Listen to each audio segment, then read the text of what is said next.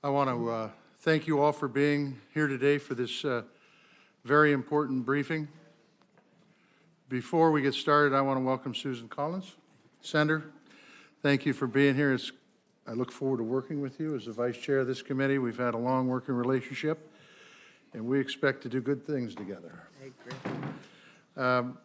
Before we get into this briefing, I want to start by setting the tone for what I hope can continue for the next 2 years. As I travel across my state every year and meet with Montanans face-to-face, it doesn't matter if you're from a rural town like the one I live in or a college town. I always hear one thing, and that is, why is Congress so divided? Last week was a sober reminder of just how petty and divided our politics have become. Make no mistake about it. What China did last week was completely unacceptable and a real threat to American sovereignty. It deserves a real response from a united America. I was very discouraged by some of the responses from elected officials in the House and the Senate that decided this was a great opportunity to score some cheap political points and get attention on social media. China is a real threat and one we need to take seriously, which is exactly why we're here today. Senator Collins and I were in touch throughout the day last week when the news broke. We listened to each other and we agreed we need to take swift action to make sure China's reckless actions received real attention, not political talking points. We are holding this briefing today because American public deserves to hear from the Department of Defense, not play politics with our national security. I do not care who is in the White House. We will always do our job and we will always provide oversight. I trust that all of my colleagues here today recognize the importance of these jobs and need to work together to make sure that America is protected. So to our briefers, I appreciate you all joining this committee on relatively short notice. The American people deserve answers about this Chinese spy balloon that was first publicly reported to be in the United States airspace above my home state of Montana. This is the first congressional meeting open to the public to examine what happened. Montanans and folks all across this country value their freedom, they value their privacy. Those are American values, and China wants to destroy on their way to replacing us as the world's leading superpower. I, along with many of my colleagues on this committee, have been ringing the alarm bell on Chinese aggression long before last week's news. And I will take on anyone to make sure China does not weaken our country. That's why I'm prepared to hold anyone accountable, including the folks seated before this committee today, to get real answers. This administration owes Americans answers not only on what happened this past week, but on what steps they're going to take to ensure that this never happens again. That is why it is critical that we look forward and have appropriate practices in place to stop any future provocations from China or any other foreign adversary. We live in a time where our technological and defense capabilities are rapidly evolving. I, along with the rest of this committee, look forward to making sure these evolving capabilities are put to good use. That includes making sure that you at the DoD get a budget that you need on time. Before you make your opening statements, I want to turn it over to Senator Collins for her opening statement. Thank you, Mr. Chairman. Mr. Chairman, let me begin by saying how much I'm looking forward to working very closely with you in my new position on this subcommittee. And I want to thank you also for holding this important hearing on the brazen incursion into America's airspace by a Chinese surveillance balloon. So let me begin by noting the obvious. This was not a harmless weather balloon somehow blown wildly off course, as the Chinese have claimed. This was a serious and blatant attempt by the Chinese to collect valuable data. In fact, a sophisticated spy balloon such as this one provides certain advantages over high-tech satellites.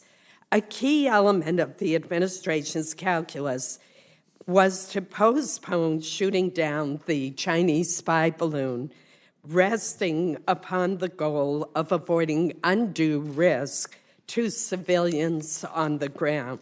However, it defies belief that there was not a single opportunity to safely shoot down this spy balloon prior to the coast of South Carolina. By the administration's logic, we would allow the Chinese to fly surveillance balloons over the Pentagon or other sensitive sites near populated areas. Obviously, every administration has an obligation to protect Americans on the ground, but also to defend U.S. airspace against incursions by known foreign surveillance aircraft. A related question involves the timeline for destroying the spy balloon. NORAD was tracking the balloon as it violated U.S. airspace over Alaska on January 28th. Yet deliberations with the president to shoot down the balloon apparently did not occur until 2 or 3 days later when it approached the lower 48 states. As the senator from Alaska would tell us all, Alaskan airspace is American airspace, period. This balloon could have been shot down, it seems to me, over remote areas in Alaska or our territorial waters surrounding Alaska. The best way to avoid conflict with China is for President Xi and the Chinese Communist Party to have no doubt regarding the resolve of the U.S. government to defend our territory and our interests. As the Secretary of State has said repeatedly, this incursion violated American sovereignty and international law. In my judgment, U.S. deterrence was weakened when the spy balloon was permitted to traverse Alaska and several other states, including hovering over sensitive military bases and assets. Finally, I share the concerns that the chairman has raised that there was not a consistent answer. There was also not good communication between the administration and this committee.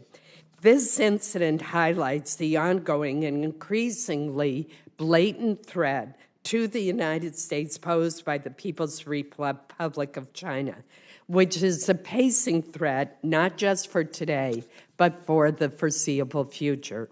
Ultimately, our subcommittee is responsible for making sure that the Department of Defense has the resources needed to keep America safe.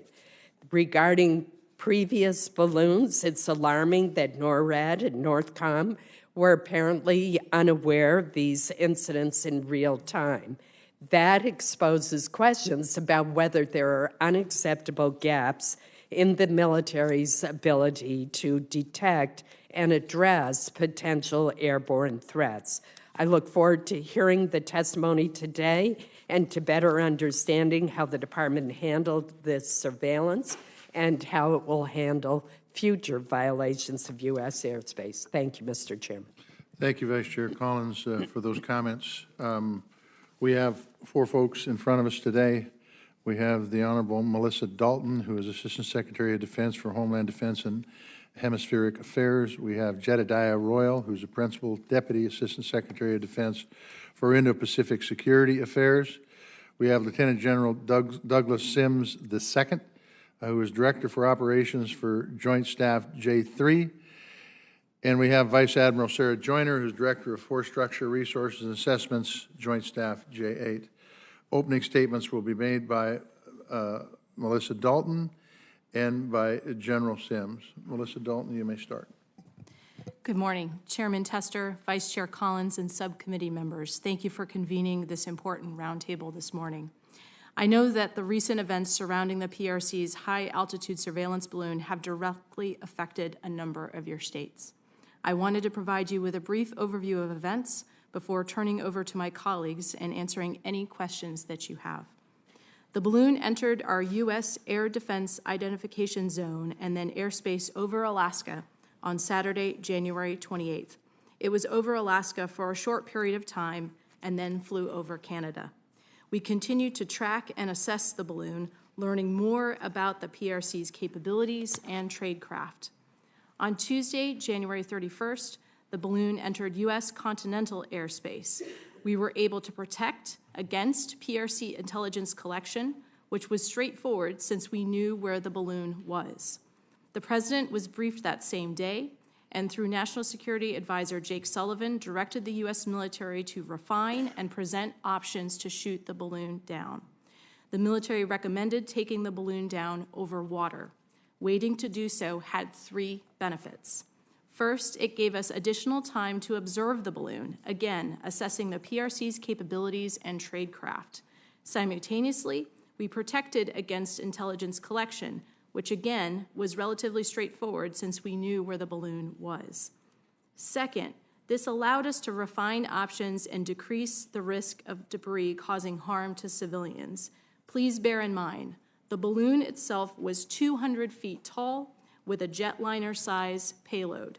We consulted with NASA, who analyzed and assessed the potential debris field that the balloon would create based on trajectory, weather, and the estimated payload. And third, waiting to shoot the balloon down over water improved our prospects at recovery, which are ongoing. Throughout Wednesday and Thursday, we continued to track the balloon, and then on Friday, February 3rd, President Biden was briefed on the execution of a plan to shoot down the balloon once over water. This plan included the air assets that we would use to take down the balloon, as well as the joint forces we would use to recover it. He approved the plan, and throughout that night, National Security staff and the Department of Defense, including Joint Staff personnel, worked to ensure this mission was successfully executed. Throughout the night, as the President had requested, National Security Advisor Sullivan provided him with regular updates. Saturday morning, February 4th, President Biden spoke with Secretary Austin multiple times about the mission, and it was completed, as you are aware, on Saturday afternoon when the balloon was shot down and crashed in the ocean roughly 6 miles off the coast of South Carolina in our territorial waters. Due to rough seas, debris collection began on February 5th. The USS Carter Hall is collecting debris in and around where the balloon came down. The USNS Pathfinder is using sonar to map the ocean floor and search for debris. The Coast Guard is ensuring that the area is kept safe for both the public and our military personnel. The PRC is DoD's pacing challenge, and the PRC's irresponsible actions were visible for the American people and all of the world to see.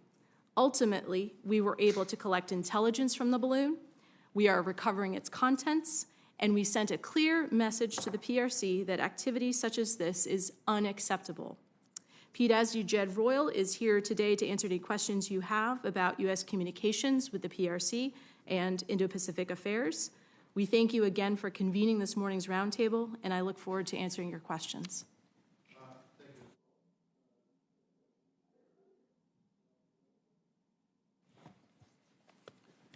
Chairman Tester, Vice Chairwoman Collins, ladies and gentlemen, good morning.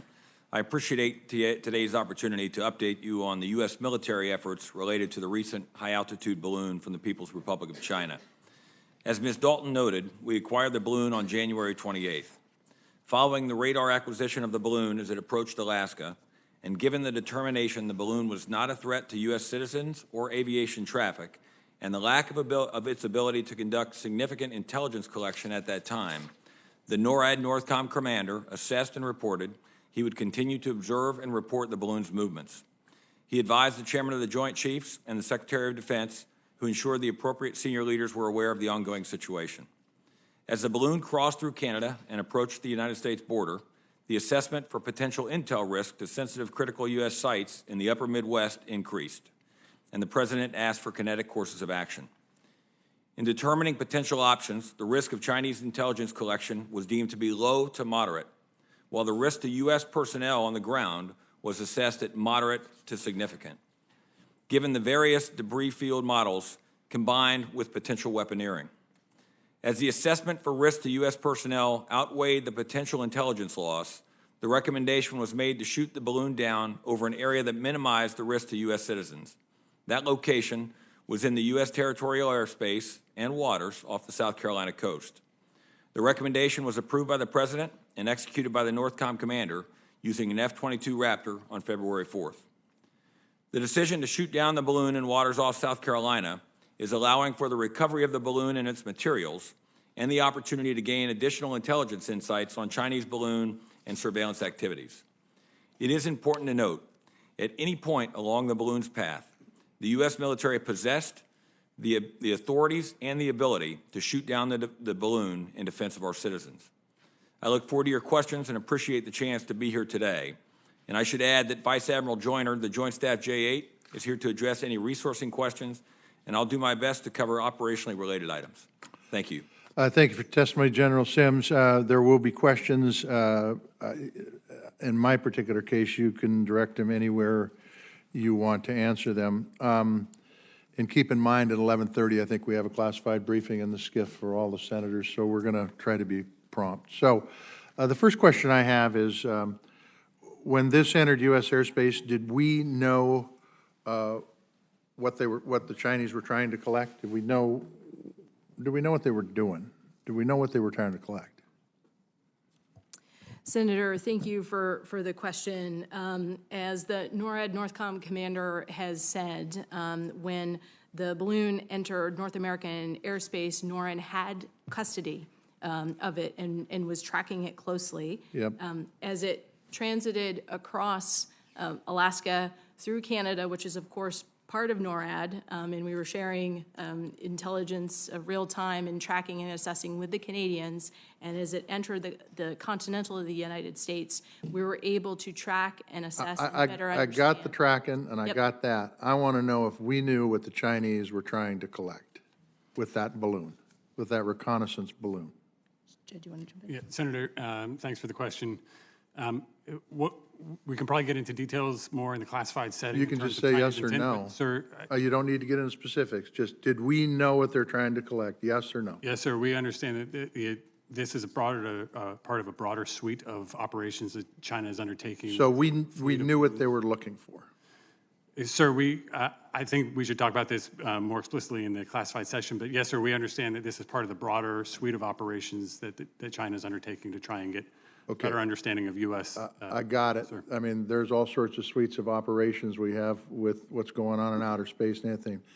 But the question is, did we know what that balloon was trying to gather? Do we know what information it was trying to gather from the United States? It didn't fly over us by accident. It was intentional. Do we know what the Chinese Communist government was looking for? Senator, we have some very good guesses about that, and we are learning more as we exploit the contents of the balloon and the payload itself. Okay, so it has been brought to the attention, not in classified session, but through the news, that this isn't the first time this has happened. This has happened several times before. My question is if we waited to shoot this one down over water, why didn't we shoot the last ones down over water? Senator, I'll take that question. We are learning more about the balloon program. We are more aware of this balloon program in recent months than we have been in the past. So, Senator, I think that our assessments are maturing about the intent behind these balloons and the operational activity. So let me get this right. I put a lot of faith into the military leadership. I've met with a lot of generals and their top flight folks, including the ones here, and admirals. I put faith in them because I believe they know the issue better than I do, okay? So the real question here is that if we had an incursion before and we shot this one down when it hit water, why didn't we shoot the previous ones down and gather intelligence from those so we knew what was going to happen? And by the way, this is going to happen again. And so why haven't we, either this is no big deal in the military's eyes, and I don't think you're going to say that, or there's not a consistent plan on how to deal with them. Senator, Talk to me. Senator, thank you for the question. If I may, just to build upon what Jed was saying, the PRC government surveillance balloons have transited the continental United States briefly. at least 3 times during the prior Right. administration. And so the one- question is why didn't we shoot them down over water then? The duration of this particular balloon was much longer. Right. And the information that we have since gleaned about the balloons that have transited globally was only recently discovered. We can share more in the classified setting. Okay. So, okay. So we're talking about putting a budget together for the Defense Department. It was a really robust budget last cycle. I don't remember hearing about anything that dealt with balloons in the budget. Do we have a plan on what we're going to do next time this happens? Senator, thank you. As you know, in the National Defense Strategy from 2022, the PRC is the pacing challenge. And I know, but Defense what of the about the Homeland is number balloons? one. I got all the other stuff, and we deal with it. Absolutely. Is there money in the budget, or if you're not into that, if you're not in that pay grade, Yep. do we have a plan for when this happens again, and what we're going to do, and when we're going to do it? I will tell you this, and I appreciate but the truth is, we think we know what they were going to collect. We don't know. That scares the hell out of me. Senator, thank you. It is incredibly serious, and please know, as we are recovering the balloon and learning more about it, and also kludging that with what we learned last week, we are building our understanding of what capabilities they have, what we need to do Okay. going forward. And what about, and I'm over time, and this is the last thing, so you can answer it, I hope. Do we have a plan for the next time it happens and how we're going to deal with it? Because quite frankly, I'll just tell you, I don't want a damn balloon going across the United States when we potentially could have taken it down over the Aleutian Islands, no offense to Alaska, or in some of the areas in Montana. And I understand public health, I understand doing damage, I understand that could have been a nightmare. But the truth is I got a problem with a Chinese balloon flying over my state, much less the rest of the country. Senator, absolutely. We sent a very clear message to the PRC when we shot it down in our sovereign airspace, in our sovereign waters, that has established that deterrent line. Jed, if you maybe turn to you in terms of communications with the PRC. Yes, thank you, ma'am. We continue to conduct outreach to the PRC. We conducted outreach during the course of the events last week and have attempted subsequently. Part of the plan is to encourage the Chinese administration to open their lines of communication with You can tell the folks at 11:30 that in classified session, I want to know what our response is going to be for the next balloon that comes over, military response. Sir, thank you, sir. Susan Collins. Thank you. Secretary Dalton, according to your testimony, January 31st appears to be the first time that President Biden was briefed by the Pentagon about the surveillance balloon, which had been violating U.S. and Canadian airspace since January 28th. Are you aware of any existing Department of Defense policy to treat violations of U.S. sovereign airspace over Alaska differently from violations over the lower 48 states? Senator Collins, no, I am not aware of such a policy. Alaska is part of the United States. Then what explains that delay, days of delay? Senator, on January 28th, when the balloon entered U.S. airspace over Alaska, the Pentagon was tracking it very closely through NORAD. NORAD had custody of it, and there were communications with the White House to apprise them of the balloon's Was the trajectory. president informed? I would have to defer to the White House in terms of internal Well, White House according communications. to the White House press secretary, he was not, and according to the testimony that we heard, there were 3 to 4 days before he was informed. Senator, I would have to defer to the White House. Thank you. General Sims, the commander of NORAD and NORTHCOM recently said that when NORAD first detected the balloon as it approached Alaska, He determined that it was, in fact, a surveillance balloon, but that it did not present a physical military threat to North America. And he explained that he didn't take immediate action because it was not demonstrating hostile attack or hostile intent. Why wouldn't a foreign military surveillance aircraft violating U.S. airspace inherently be considered to have hostile intent? Ma'am, thank you for the question. I think, first of all, just to reiterate that General Van Herk did have all of the authorities necessary should he have determined it to have been a threat. The key piece here, I think, ma'am, is there was no hostile act or hostile intent. That would be the first. There was no impact to aviation routes, which would be another piece of that. The other would be there was no, at the time, there was no suspected impact to critical intelligence gathering ability in terms of infrastructure. That changed as the balloon as its path continued. That changed, and that's what prompted a different decision or a different conversation as it crossed into the United States. Well, Alaska has a lot of, and I'm going to leave this to my colleague, but a lot of sensitive military installations. Yes, ma'am. And the advantage of a balloon over a satellite is it can hover over those sensitive sites. Yes, ma'am. And throughout the path, and as somebody who lived for a couple of years in Alaska, throughout its path, ma'am, they were tracking exactly where it was in relation to that sensitive critical infrastructure and intelligence gathering capabilities. It was not near those locations, and as we reconstruct the path, we are not concerned with intelligence gathering in Alaska. And based on that, the assessment continued from NORAD Northcom to continue to observe and report.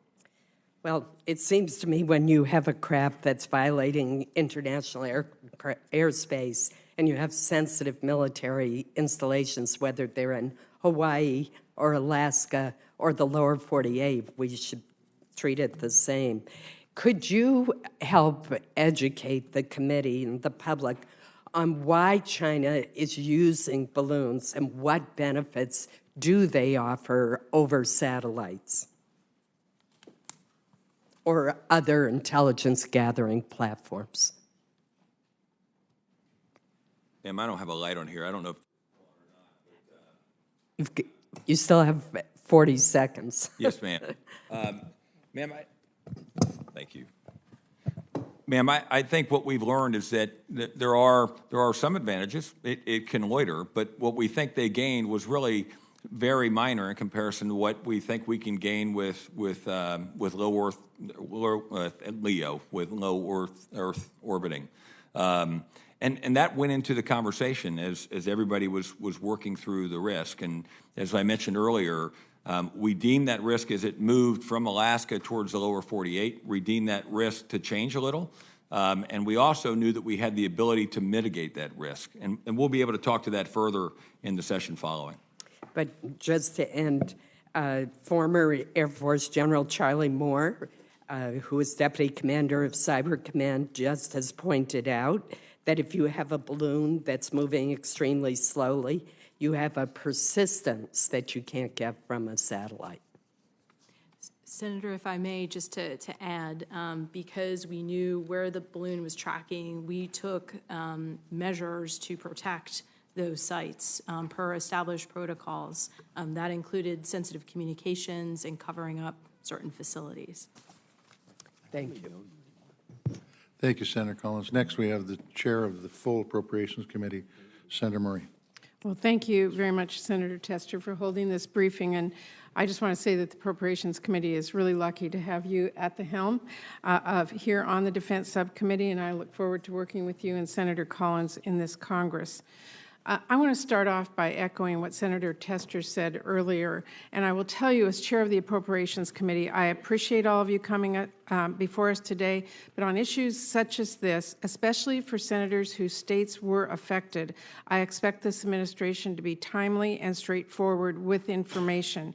And more broadly, as Chair, along with Vice Chair Collins, I further expect a very robust dialogue with the administration, including the Pentagon and the Joint Chiefs, and through that dialogue, it is my priority to have information shared in a timely fashion to make sure that all the members of this Appropriations Committee have a solid handle on matters impacting this committee and this country. So I want to make sure you all knew that before we started questioning. Let me ask you, one of the aspects of this situation that really concerns me is when you became aware that the surveillance balloon had entered our airspace. It seems to me it is critical we are immediately identifying when something like this balloon is approaching or has crossed into the United States so we can act quickly and appropriately. And that is, of course, especially important for states on the West Coast, many on this committee, who could be the first impacted by these threats. So I want to know, as you tracked this balloon approaching over Alaska, when did you determine the threat, and did you have constant surveillance for the entire time it was in the U.S. and Canadian airspace? Senator, thank you very much for your question, and it is absolutely our intent to provide timely information to this subcommittee and to Congress as a whole. On Saturday, January 28th, we tracked through NORAD that the balloon was entering U.S. Air Defense Identification Zone and U.S. airspace in Alaska. And from there, NORAD had custody, and we were tracking it across the... Did you have constant surveillance at the entire time of the balloon was Yes, coming Senator. across? Okay. Let me ask you, do you think there's any need for additional systems or investments to protect against these high-altitude surveillance threats? Senator, thank you. I'm happy to start there and perhaps can turn to Vice Admiral Joyner as well. As General Van Herk has mentioned, the Department continues to be acutely aware of the need to enhance persistent surveillance of the aerospace and maritime approaches to North America. To that end, we are working closely with our Canadian allies to modernize NORAD surveillance capabilities paced to the current and future geopolitical environment. In the near term, we are taking steps with Canada to augment the existing North Warning System, including development of a new system of sensors called Crossbow that will enhance NORAD's ability to detect approaching airborne threats. Longer-term modernization efforts include, but are not limited to, the construction of the over-the-horizon radars in both the United States and Canada to augment the existing North Warning System and enhance NORAD's ability to perform its aerospace warning, control, and maritime warning missions. Vice Admiral Joyner? Senator, we continue to modernize the existing systems that we have, so that's been an effort that's been ongoing in conjunction with this committee. In 23, significant investments in both the space architecture, which we think is key for future monitoring and understanding of our environment, both within the United States, overseas, and abroad. So, and then undersea as well, investments have been made as well to counter other threats. In integrated air and cruise missile defense, the committees and the Congress directed us to put forward an acquisition lead, and Air Force is now the acquisition lead for that effort. They're moving forward out on that mission. Army has the counter-UAS, and then the overall systems and the modernization of the over-the-horizon radars will enhance our ability to look long range and give us persistent forward look in partnership with our northern neighbors, NORAD, NORTHCOM. So the modernization is important. The existing systems can meet our needs. We continue to maintain and invest in maintaining those systems as we modernize. Well, it is really important that we all have a real clear handle on incidents like this and full situational awareness over West Coast states or the Pacific. So I know we're in open session today, but I hope all of you can brief me and my office separately on the ability and capability to make sure we can adequately identify and determine threats before they are over the U.S. territory. And let me just say this, this incident is greatly concerning to me, not just because of the breach of our airspace, but what it signals about our relationship with China, the strength of our diplomacy, and really the state of our domestic capabilities. This Appropriations Committee is going to be taking a very serious look at our approach to our relationship with China, and I look forward to working with Senator Collins and with our colleagues here on this subcommittee and others on that. Thank you, Mr. Chairman. Thank you, Senator Murray.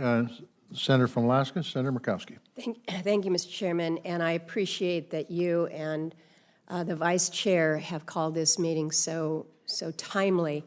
As an Alaskan, I am so angry. I want to use other words, but I'm not going to.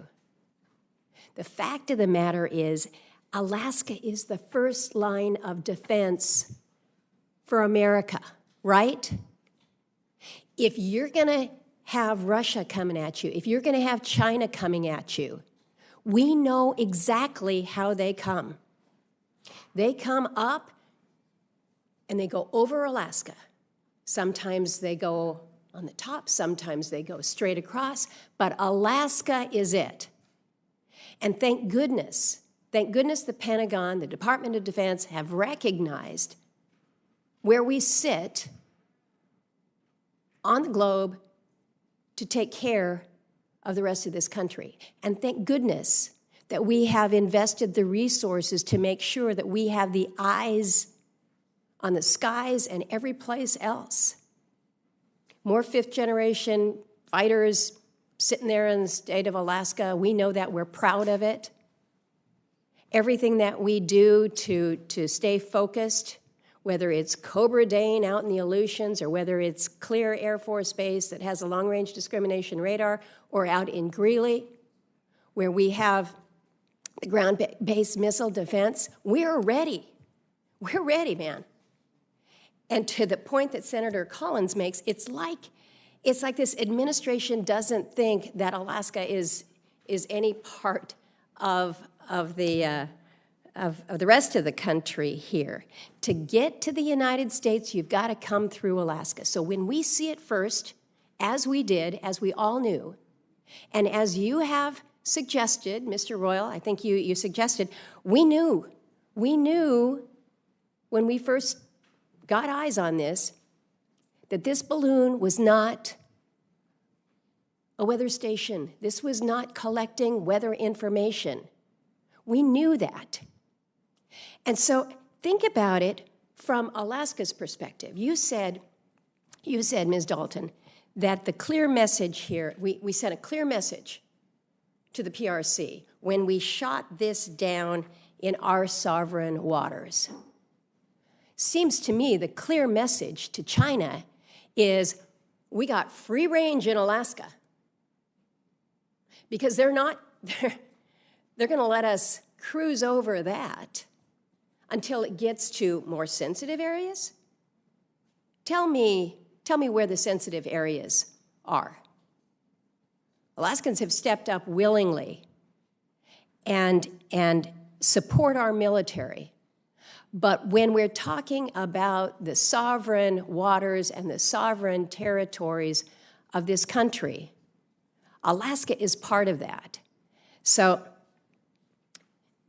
I know we're going to have an opportunity for more information in the classified brief. I've already received one, and it was pretty thorough. And I think that the American public deserve more than they have seen in terms of transparency about why this spy balloon was allowed to spend 2 days over our waters and over the state of Alaska, the state that is the guardian for everybody else. And you're saying that at that time, there was not a threat to Alaska citizens or assets that we have, and that the risk assessment rose later as it was coming into the rest of the lower 48 there. You know, at what point do we say a surveillance balloon, a spy balloon coming from China is a threat to our sovereignty? It should be the minute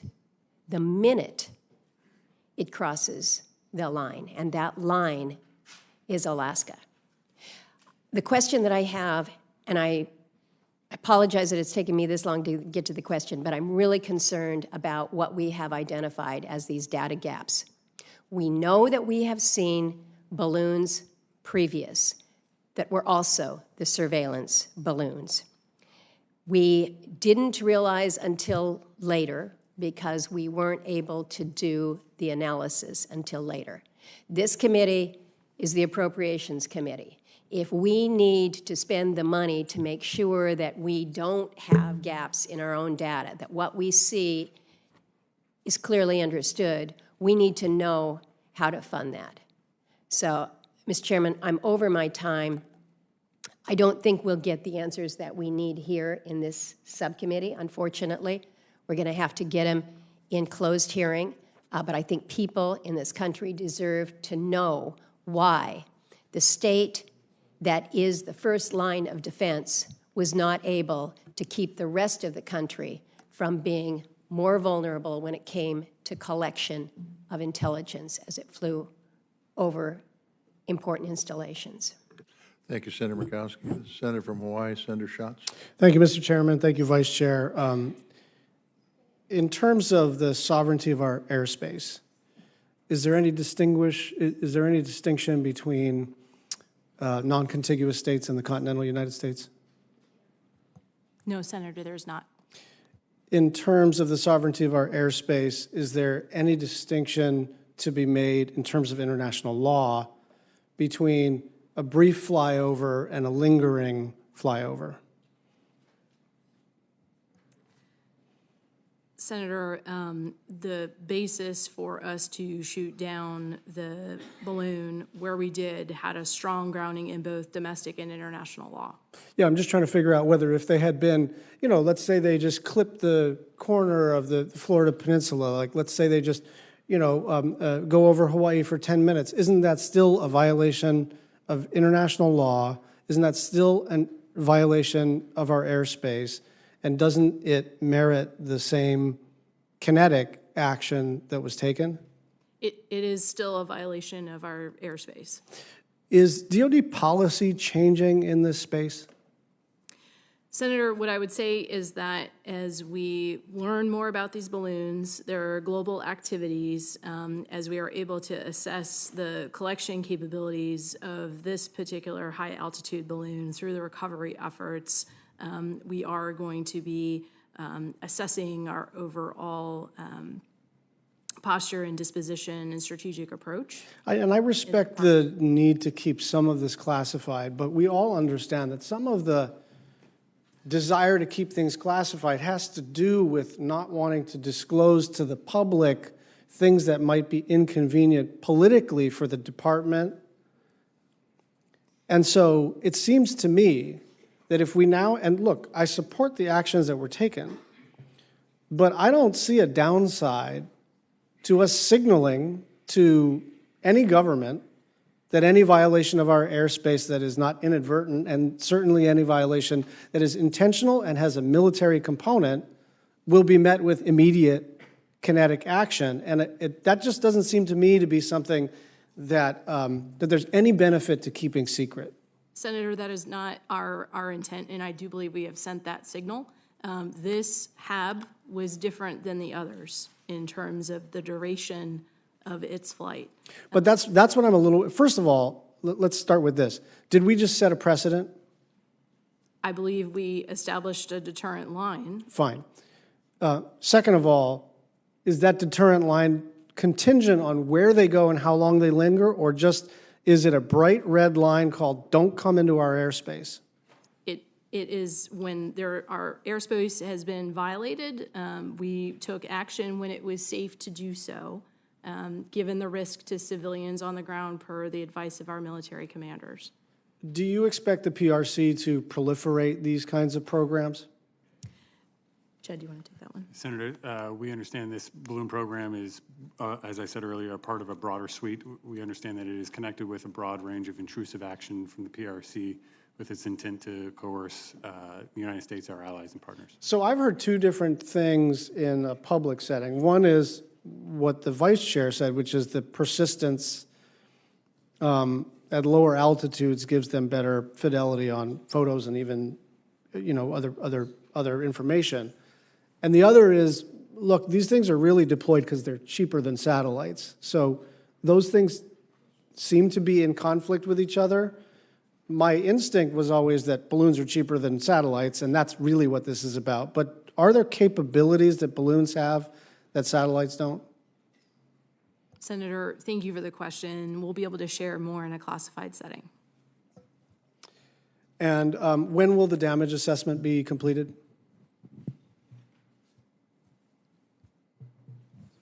Thank you. So that's ongoing now. We continue to recover. We recover pieces each day. I think we're thinking days to weeks in terms of everything, but it does continue in conjunction with the FBI. So I would like to offer a military perspective to your comment about. Sure, you have kinetic 22 action. seconds. Yes, sir. So I think having been in places where once you take a shot, you can't get it back, I think it's important for us to remember that if we establish that precedent may be met, we may meet the same precedent, in which case, as opposed to thinking and looking and then reacting, we may create something in which we are, is to our detriment. Fair enough. Senator from North Dakota, Senator Hoeven. Secretary Dalton, I just was listening to one of your responses and then spoke with Senator Murkowski. If you had the opportunity to shoot the Chinese spy balloon down either over the remote mountains of Alaska or over water near Alaska, why didn't you? Why is it okay to have the Chinese fly some type of aircraft over Alaskan airspace? Sir, let me walk water to land first. The first would be, in terms of the water, General Van Erck again assessed that it was not there was no hostile act, hostile intent, or potential impact to critical intelligence capabilities. More so, he was continuing to characterize the system. And it's for us now, looking back, there is an assertion that we were absolutely certain that it was, in fact, conducting surveillance or intended to go in a certain space, and we'll talk more about that in the next session. But those were thoughtful actions. The other piece I would add, over the land of Alaska, sir, we spent a lot of time, as you know, determining where we will take a shot in combat when we're fighting people who are fighting against us. And we work our way to a near zero probability of collateral damage when we take that shot. Although Alaska is in places not as inhabited as other places, it is inhabited. And at that time, we didn't understand through the modeling, if we shot that, what it would do on the ground. Ultimately, it came back to maybe a 20-mile by 20-mile piece of ground. And without being able to clear that, we wouldn't do that in combat, sir. And I think in this case, we certainly didn't want to take that chance with Alaskans or any other Americans throughout the flight path. So we created a situation now where our adversaries are going to kind of try to figure out what they can and can't fly over our airspace. Well, maybe a balloon. What are they going to try next? UAV, UAS? Or, I mean, is that where we're at now? They're going to all try to figure. I mean, the Russians test our airspace all the time, and you scramble fighters to interdict them because you're saying nothing can fly over our airspace. That's sovereign airspace. So now we're in a new day where our adversaries get to try to figure out what you're going to let fly over and what you're not? No, sir. Sir, I think, and kind of back to Senator Tester's earlier comment, I would say, first of all, we are certainly grateful for the support from this committee and for your trust, sir. I would tell you that throughout this, General Van Erck and the men and women who were serving under him had American safety in mind throughout. And at any moment, had it presented some sort of intent to hurt Americans, they would have taken that balloon out of the sky. It would have happened. I would tell you that is the same should something else happen. General Van Erck, the rest of the military stands ready, whatever threats come. But we do expect that they will assess and report. And in this case, sir, he assessed and reported based on the intent and based on where it was at the time. So there's some things they can fly over or near Hawaii. There's some things they can fly over Alaska, but maybe not over California or possibly over Montana or North Dakota. It's just kind of, you decide based on the circumstance. Doesn't that create a situation where our adversaries are going to test what you think can and can't fly over different or proximity to different parts of the country on a regular basis? Senator. And is that good? How are you going to prevent that kind of thing from now being tested, even more than you already are? And you're going to be are you going to start making subjective decisions about different types of aircraft and what proximity and where they can fly, what states they can and can't fly over, or Guam, or, pick a spot? This is where it seems to me we're getting into a dangerous place in terms of how this was handled. Senator, if I may, this flight was different than all the rest, and that's why we took the action that we did. To the question of building upon General Sims' notes about why we didn't take it down over Alaska, a key piece of this is the recovery. For us to be able to exploit and understand this balloon and its capabilities fully, if we had taken it down over the state of Alaska, which is part of the United States, it would have been a very different recovery operation. As Senator Murkowski knows, the water depths offshore, the Aleutians, at 6+ nautical miles go very quickly from about 150 feet to over 18,000 feet near the Bering Sea. The winter water temperatures in the Bering Sea hover consistently in the low 30s, which would make recovery and salvage operations very dangerous. Additionally, the northern portion of the Bering Sea has ice cover, which can be extremely dangerous, which would induce additional risk. So again, a key part of the calculus for this operation was the ability to salvage, understand, and exploit the capabilities of the high-altitude balloon, and we look forward to sharing that with you in a classified session and also openly as we learn more. With the indulgence of the chairman, just finishing up here, those are the kind of things I think are important. People want to understand that. People support our men and women in uniform. We appreciate what you do. We owe you our lives, and we are deeply thankful for that. But Americans don't understand this situation, and so they need to understand why the decisions were made that were made, and whether or not that is what is best for national security. And just the final quick question is, could that balloon not be forced down some way other than shooting it down? Obviously, we have aircraft that can exceed that altitude, and so just a final question: couldn't that have been forced down some way rather than shooting it down, which would have, in a lot of ways, been better? You avoid the risk to people on the ground, and you get it intact. Yes, sir. Sir, and we'll talk in the next session, I believe, about some thoughts. We didn't have the ability to capture the balloon or bring the balloon down with a particular munition that we thought would make it less dangerous. And quite frankly, we didn't know where it would go if we were to somehow impact its flight path at that point in terms of our ability to control it and what it would do if it hit the ground. But that's a great question, sir, and I think we'll address that greater in the next session. Thank you. Yeah, so Secretary Blinken canceled a planned trip to Beijing over this incident. The Chinese lost their balloon that nobody believed was a weather balloon, as the Chinese public has stated. Is in your estimation that this was an error by the Chinese government, or was this planned? Senator, we're continuing to make assessments on the Chinese intent for this specific operation, and we'll have further to share in the classified setting along the specific intent. I think it would be false to try to characterize this operation as purely a mistake. My understanding, sir, is that this is consistent with a broader set of actions China's undertaking to intrude our sovereign territory and those of our allies and partners.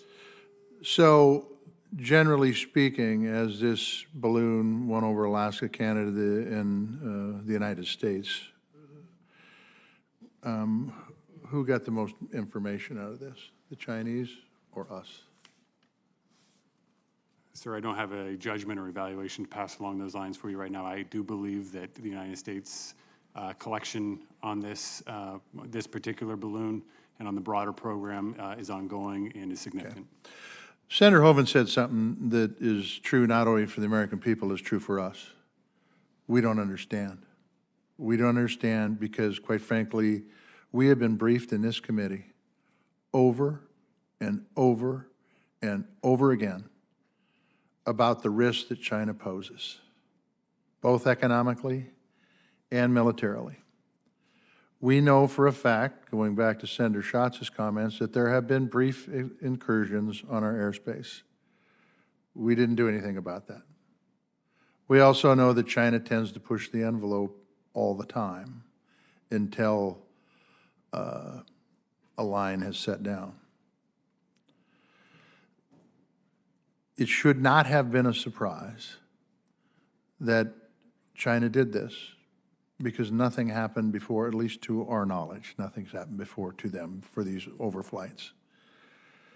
So the question is, and it goes back to everything that everybody on this committee has talked about, and that is, and I'm not sure you can answer it in this forum, but a violation of airspace is a violation of airspace.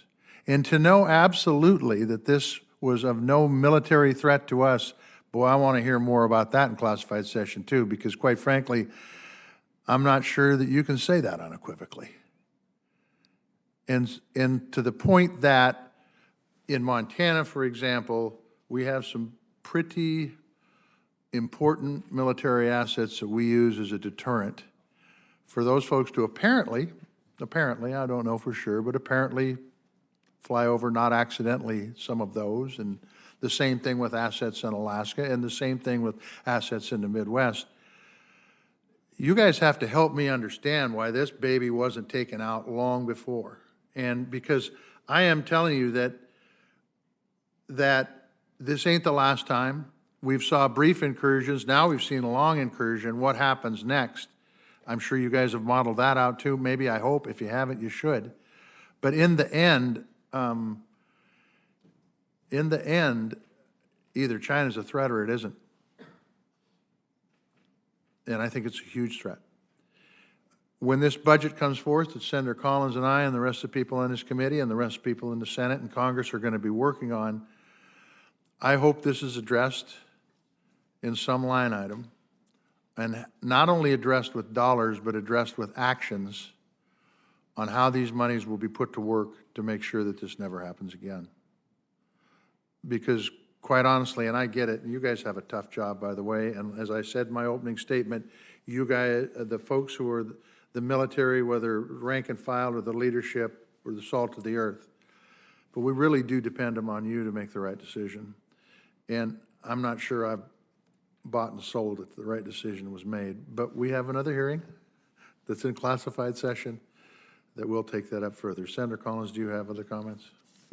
Just a few, Mr. Chairman. First, I would associate myself with everything that you just said and the other members of the committee. I think you hear great frustration and a great deal of concern about the message that has been sent to China.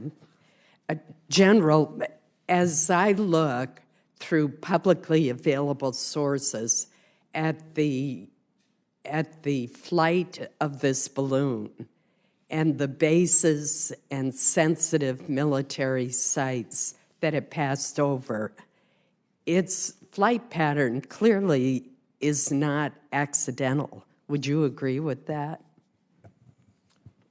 Ma'am, I honestly, I do have some thoughts on that will be in the next session. But you're right. The flight path took it over areas that we would think were concerning, and we are pretty certain we mitigated those, and we'll discuss that in the next session.